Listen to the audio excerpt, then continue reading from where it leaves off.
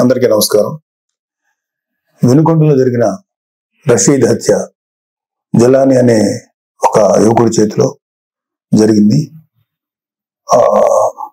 మాకున్నటువంటి ఇన్ఫర్మేషన్, అటు పోలీసు వారి ఇన్ఫర్మేషన్ ప్రకారం ఇవి పాత పగలు. వాళ్ళకి మధ్యలో జైలు పంపాడని ఒక అతను, అందుకని పగబట్టాడని ఇతను, అతన్ని నడురోడ్డు మీద నరికి చంపారు. ఇది నిజంగా చాలా తప్పు, అది ఎవరు చేసినా సరే. కానీ మీరు దీనికి రాజకీయ రంగు పొలవటానికి ట్రై చేయకండి. మీరు ఫస్ట్ పాయింట్, వైసీపీ నేత జగన్మోహన్ రెడ్డి గారికి మర్యాదపూర్వకంగా చెప్పేది ఏంటంటే, ఇంతకాలం మీరు శవ రాజకీయాలు చేసే ఎంత దూరం వచ్చారు. జనాలు మీరు చెప్పే మాటల్ని నమ్మటం ఎప్పుడో మానేశారు. ఖచ్చితంగా ఈ హత్యకి సంబంధించి మేము కూడా ఖండిస్తున్నాం. ఖచ్చితంగా ఎలాంటి వ్యక్తులైనా సరే, ఈ వెనకాల ఉన్న వాళ్ళు ఎవరినైనా సరే పట్టుకొని కోర్టుకు తీసుకెళ్లి శిక్షించాలని మేము కోరుకుంటున్నాం. అయితే ఇంకొక విషయం ఏంటంటే, గంజాయి ఇన్ఫ్లుయెన్స్ తో కూడా ఉండుంటది ఎవడైతే చంపాడు అని కూడా బయట ఉంది. సో ఇలాంటివన్నీ రకరకాల వెర్షన్స్ వస్తున్నాయి.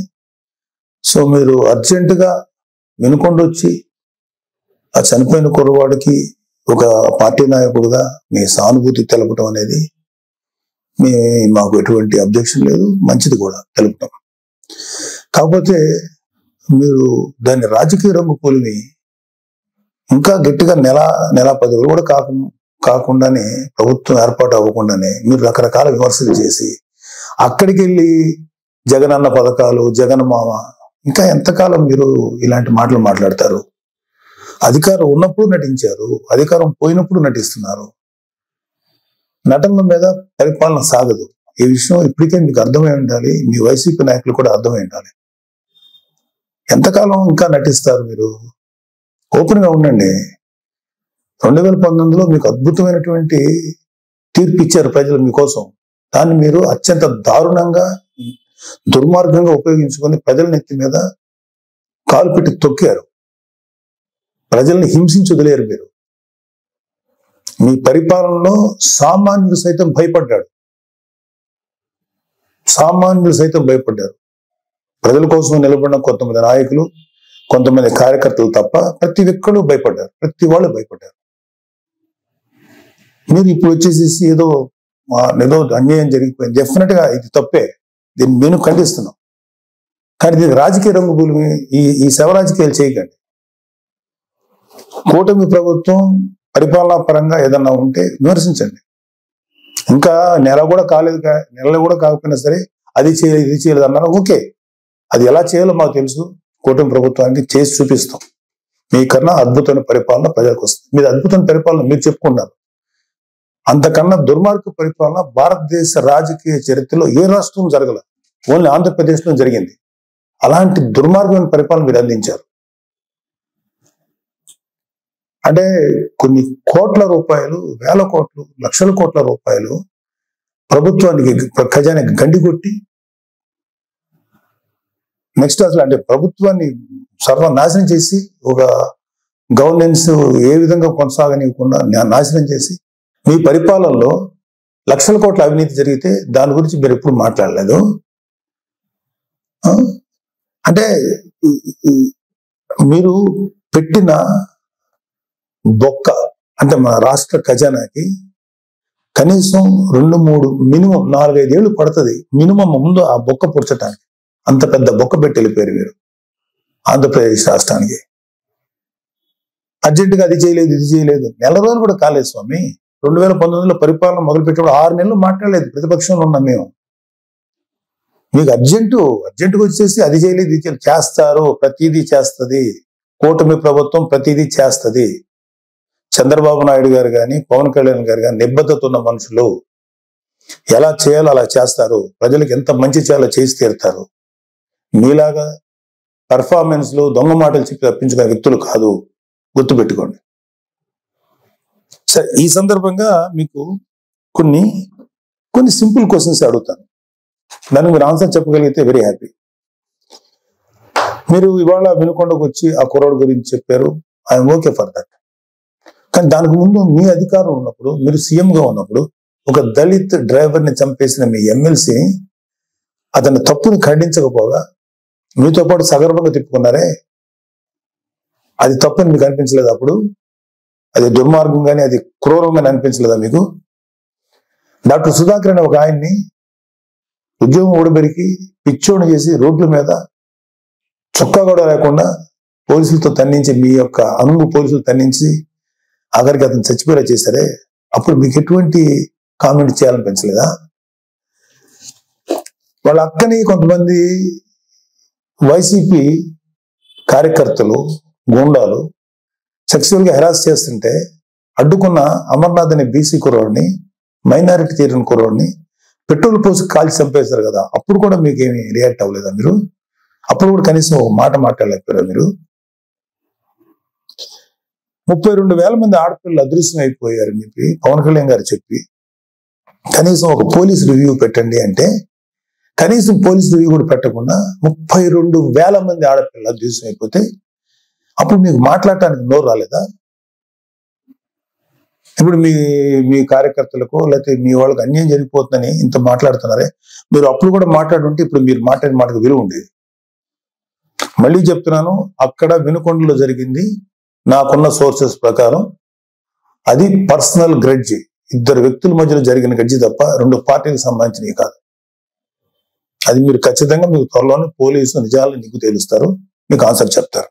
అలాగే మీ వైసీపీ నాయకులు సామాన్య ప్రజలు అంటే నెలకు ఒక 10,000 20,000 సంపాదించే వాళ్ళు ఏదో వాళ్ళ పూర్వీకుల ఆస్తులు 100 గజాలు 200 గజాలు 300 గజాలు 400 గజాలు ఉంటే వాటిని అడ్డగోలుగా కబ్జా చేసి భయపెట్టి స్వాధీనం చేసుకున్నారే, అది మీ దృష్టికి రాలేదా? ఇన్ని కేసులు చూసాం మేము ప్రజలు తిరుగుతుంటే. ఏ రోజు మీ నోట్ల నుంచి ఒక్క మాట కూడా రాలేదా? అది రైట్ అంటారా? ఏపీ ల్యాండ్ టైటిలింగ్ యాక్ట్ అని పెట్టి ప్రజల ఆస్తులను కాజేయటానికి మీరు ఎంత కుట్ర పన్నారు, దాన్ని మేము సమర్థవంతంగా ఎదుర్కొని ప్రజలకు తెలియబెట్టాక ప్రజలు వాళ్ళు సేవ అయ్యారు మీ దుర్మార్గమైన పరిపాలన నుంచి. అది మీకేమి తెలీదా? నిజంగా ప్రజలు ఇవాళ రెండోసారి మిమ్మల్ని రాకుండా ప్రజలు తమను తాము కాపాడుకున్నారు కూటమిని ఎన్నుకోవడం ద్వారా. అరే నా కళ్ళ ముందు నేను చూశాను, జంగారెడ్డిగూడెంలో కొన్ని ఒక 20-25 మంది సామాన్యమైనటువంటి పనులు చేసుకునే వాళ్ళు కల్తీ సారా తాగి చచ్చిపోతే మీరు శాసనసభ సాక్షిగా ముఖ్యమంత్రి అయ్యండి ఇది సహజ మరణాలు న్యాచురల్ గా చచ్చిపోయారంటారా? కల్తీ సారా తాగి చచ్చిపోతే కనీసం విచారించి ఆ కుటుంబాలకు ఏదైనా ఎక్స్గ్రేషియం ఏదైనా ఇచ్చి కదా మీరు మాట్లాడాలి. ఇది సహజ మరణాలు, ఒక కాన్స్టిట్యూషన్ ఎంతమంది చచ్చిపోతారంటారా? అది మీకేమి అసలు మీకు ఇచ్చేమనుకుంటున్నట్టు కూడా అనిపించలేదు. అప్పుడు కౌలు రైతులు కొన్ని వేల మంది ఆత్మహత్యలు చేసి చచ్చిపోయారు. వాళ్ళకి కనీసం సింపతి చూపించకపోగా ఏమాత్రం కొద్దిపాటి సాయం కూడా చేయలేదు మీ ప్రభుత్వం, వైసీపీ ప్రభుత్వం. వాళ్ళ కుటుంబాలు రోడ్డు పడిపోతుంటే వాళ్ళ కనీసం సానుభూతి కూడా లేదు మీ దగ్గర నుంచి. అదే తప్పు కదా మీకు? వాళ్ళ పిల్లలు రోడ్లు పడిపోయి నాశనం అయిపోతుంటే అదే రైతులు భరోసా, రైతులకు మీరు ఇచ్చేటువంటి ఇదే. ఒకసారి వెళ్ళి చూడండి, ఆంధ్రప్రదేశ్కి ఒక రైతును అడగండి వైసీపీ ప్రభుత్వం మీకేం చేసిందో. మాకన్నా కూడా మీ వైసీపీ పార్టీకి మాడు పగిలిపోయే ఆన్సర్స్ వాళ్ళే చెప్తారు. నేను చాలా తక్కువ చెప్తున్నాను. ఇంకా వర్షాలకి పంటలు పాడైపోయినాయండి, మాకేంటి దారి అని చెప్పి మీ వైసీపీ ఎమ్మెల్యేని అడిగితే రైతులు ఎరిపప్పులనేంత చులకనగా మాట్లాడితే అరే తప్పురా బాబు ఇట్లా అనకూడదని అని చెప్పాల్సిన బుద్ధి చెప్పాల్సిన ఆ బాధ్యత లేదా మీకు? అప్పుడు మీరేం మాట్లాడలేదా? ఏమంటే మీ పరిపాలనలో గంజాయి డ్రగ్స్ విచ్చలవిడిగా అమ్ముడైనయే, విచ్చలవిడిగా జనాల్లో చలామణి అయినాయి. బ్లేడ్ బ్యాచ్లు దుర్మార్గ మనుషులు తయారయ్యారే, ఎంతో మంది జీవితాలను పొట్టను పెట్టుకున్నారే. ఆ గంజాయిని ఆపాలను లేకపోతే ఆ డ్రగ్స్ ని కంట్రోల్ చేయాలనేటువంటి ఆలోచన మీకు రాలేదా? ఎందుకు వస్తుంది? మీ ఎమ్మెల్యేలు మీ కార్యకర్తలు ఎవరైతే ఉన్నారో ఇలాంటి పనులు చేసి వాళ్ళు అడ్వాంటేజ్ పొందుతున్నారు కాబట్టి మీరు కూడా ఏం మాట్లాడలేదు. ప్రజల పక్షాన్ని నిలబడి పోరాడుతున్న పవన్ కళ్యాణ్ గారు, చంద్రబాబు నాయుడు గారు ఇలాంటి నాయకుల్ని మీరు వాళ్ళ విధి విధానాలను విమర్శించకుండా వాళ్ళ వ్యక్తిగతమైన జీవితాల్లోకి ఎంటర్ అయిపోయి వాళ్ళ కుటుంబాన్ని రోడ్డుకి ఇచ్చాలని ట్రై చేసి వాళ్ళ ఫ్యామిలీస్ మీద మాట్లాడినప్పుడు మీకు కనీసం చెవుకుంటున్నట్టు కూడా అనిపించలేదా? ఇదే మీరు చేసిన నిర్వాహకం. ఇప్పుడు వచ్చేసి మహానుభావులాగా ఒక మెస్సాయి లాగా వచ్చి మాట్లాడుతున్నారా మీరు కానీ మీ నాయకులు ఎవరైనా సరే? ఎప్పుడు తెలుసుకుంటారు మీరు? ఇప్పటికైనా తెలుసుకోండి. ఇప్పటికైనా తెలుసుకొని చేసిన తప్పుల్ని మీరు సరిదిద్దుకోండి. అసలు ఇప్పుడు అర్జెంటుగా ఇప్పుడు సెంట్రల్ గవర్నమెంట్ ఢిల్లీకి వెళ్ళిపోయి ధర్నా చేసేసి రాష్ట్రపతి పాలన పెట్టమంటారా? ఏమన్నా కొంచెమన్నా మీకు ఆలోచన ఉందా? మీకు సలహాలు ఇచ్చే వాళ్ళు ఎవరో ఇంకా తెలియట్లేదు మాకు. సజ్జలు లాంటి వాళ్ళు ఎప్పుడు వెళ్ళిపోయారో ఉన్నారో తెలియదు, లేదా అలాంటి సలహాలు వింటున్నారేమో. అర్జెంట్గా రాష్ట్రపతి పాలన పెట్టాలా? నిజంగా రాష్ట్రపతి పాలన పెట్టాల్సి వచ్చిన పరిస్థితిలో ఉంటే మీ పరిపాలనలో ప్రజావేదిక కూల్చినప్పుడే పెట్టాలి రాష్ట్రపతి పాలన. అది మీ దుర్మార్గమైన పరిపాలనని పెట్టాలి. అప్పుడు పెట్టలేదే సార్. మీరు రేపు జరగబోయే సభలకి అటెండ్ కాకుండా ఉండటానికి ఓ కొత్త నాటకాన్ని, కొత్త స్టేజ్ క్రియేట్ చేసుకుంటున్నారు. ఢిల్లీ వెళ్ళాలని ఓ పని చేయండి. మీరు వెళ్తే వెళ్ళండి ఢిల్లీ, మాకే అబ్జెక్షన్ లేదు. కానీ రేపు శాసనసభలో మీటింగ్ జరగబోతున్నాయి కదా, దానికి మీరు రండి. మిమ్మల్ని వ్యక్తిగతంగా అనొద్దని చెప్పి నా పర్సనల్ గా నేను బీజేపీ, టీడీపీ, జనసేన ఎమ్మెల్యేని రిక్వెస్ట్ చేసుకుంటాను. మిమ్మల్ని వ్యక్తిగతంగా ఏమి అనొద్దని చెప్తాను. మీరు ధైర్యంగా వచ్చి మాట్లాడండి. శాసనసభని ఫేస్ చేయడానికి ఎందుకండి అంత భయం మీకు? రండి, ధైర్యంగా రండి.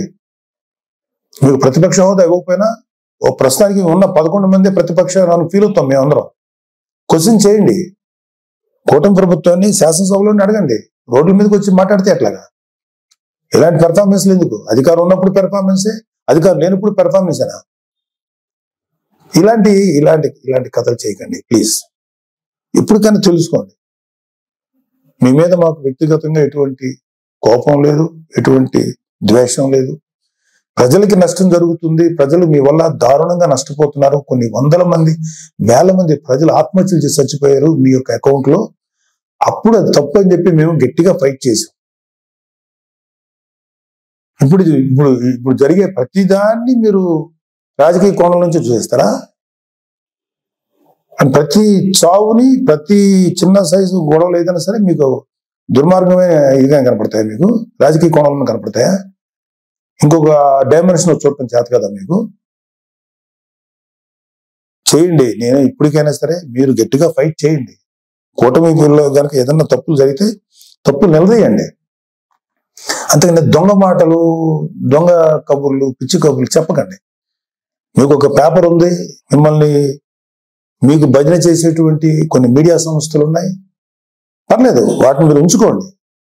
కానీ మాట్లాడేదానికి, లేకపోతే మీరు ఏదైనా ఒక వ్యక్తిని నేరస్తుడిగా చేసేదో, లేకపోతే ఒక వ్యక్తిని రెస్పాన్సిబుల్ గా చేసేదానికి ఒక ఇంగితంగా, ఒక సెన్సిబుల్ గా ఉండాలి. నేను అసలు మాట్లాడకూడదు, నాకెందుకు, నేను పార్టీ పనిలో చేసుకునేవాడిని, నాకు ఈ పొలిటికల్ గా నేను మాట్లాడకూడదని నేను ఇంతకాలం మాట్లాడాను. ఎన్నిసార్లు గత 40 రోజుల నుంచి ఊదర కొడుతున్నారు. అధికారం శాసనసభలో ప్రమాణ స్వీకారం చేసిన మొదటి రోజు నుంచి ఏం చేయట్లేదు. వెయిట్ చేయండి, అన్నీ చేస్తారు. అలాగే మీ వైసీపీ ప్రభుత్వ హయాంలో మీ నాయకులు, మీ రౌడీలు, మీ మాఫియా ఎమ్మెల్యేలు అందరూ ఎలాంటి దుర్మార్గాలు చేశారు, ఎలాంటి తప్పులు చేశారు, ఎన్ని వేల కోట్ల రూపాయలు కుంభకోణాలు చేశారు, అవన్నీ లిస్ట్ వస్తాయి. అవన్నీ బయటకు వస్తాయి. తగిన శిక్ష పెడుతుంది. మీరు మీ సొంత బాబాయ్ చనిపోతే కనీసం రెస్పాన్స్ లేని మీరు ఎలా మాట్లాడతారండి? ప్లీజ్, ఇది కరెక్ట్ పద్ధతి కాదు. ఇప్పటికైనా నేర్చుకోండి, ఇప్పటికైనా తెలుసుకోండి. ఎప్పటికైనా చెప్పుడు మాటలు, పిచ్చి మాటలు వింటాం మానేయండి. ఒక మంచిగా మనం ఎలా చేద్దాం. రేపు పొద్దున 10 ఏళ్ళు ఉంటారు, 15 ఏళ్ళు ఉంటారు ఈ కూటమి ప్రభుత్వం వాళ్ళు. ఆ తర్వాత మీరు వస్తారు. నాకేమి మీరు రాకూడదని అనుకోవట్లేదు, మీరు రండి. బట్ మీరు చేసిన పెద్ద బొక్కకి కనీసం 15 ఏళ్ళ పాటు వీళ్ళుంటే ఆ తర్వాత మీరు మళ్ళీ వచ్చి చెదురు. కానీ ఈ లోపుగా మీరు రియలైజ్ అవ్వండి, మంచి దారిలో నడవండి, మంచి పద్ధతిగా నడవండి. దుర్మార్గపు వ్యక్తుల సలహాలు తీసుకోకండి. మీరు కూడా దుర్మార్గం ఆలోచన పక్కన పెట్టండి. నీతి నిజాయితీగా జెన్యూన్ ఉంటా ట్రై చేయండి. మేబీ జనాలు ఒక 10 ఏళ్ల తర్వాత, 15 ఏళ్ల తర్వాత మిమ్మల్ని గౌరవించవచ్చు, రెస్పెక్ట్ చేయొచ్చు. ఇలాగా అనవసరమైన మాటలు మీరు కానీ, మీ ఎమ్మెల్యేలు కానీ ఇవ్వండి, ఒక 6 నెలలు టైం ఇవ్వండి, చేస్తారు. మీరు అనుకున్నవన్నీ చేస్తారు. మీరు ఏదైతే ఇప్పుడు నేరం మోపుతున్నారో కూటమి ప్రభుత్వం మీద అన్ని వాటన్నిటికీ జవాబు వస్తుంది. వాళ్ళు ఏవైతే ఈ మేనిఫెస్టోలో ప్రామిస్ చేస్తారో అవన్నీ చేస్తాం. మాకు సెంట్రల్ గవర్నమెంట్ నుంచి సంపూర్ణ సహకారం ఉంది. మీలాగా కేసుల విషయంలో ఈ రాష్ట్రానికి సంబంధించిన ఇష్యూస్ అని చెప్పి మీ పర్సనల్ కేసుల గురించి సెంట్రల్ గవర్నమెంట్ దగ్గరికి వెళ్ళి మాట్లాడిన వ్యక్తులు కాదు ఇక్కడ. పవన్ కళ్యాణ్ గారు కానీ చంద్రబాబు నాయుడు గారు కానీ రాష్ట్రానికి మంచి నిధులు రప్పించి ప్రజల కోసం బాగు చేద్దామని, ప్రజల జీవితాలు బాగు చేద్దాం ఉన్నారు.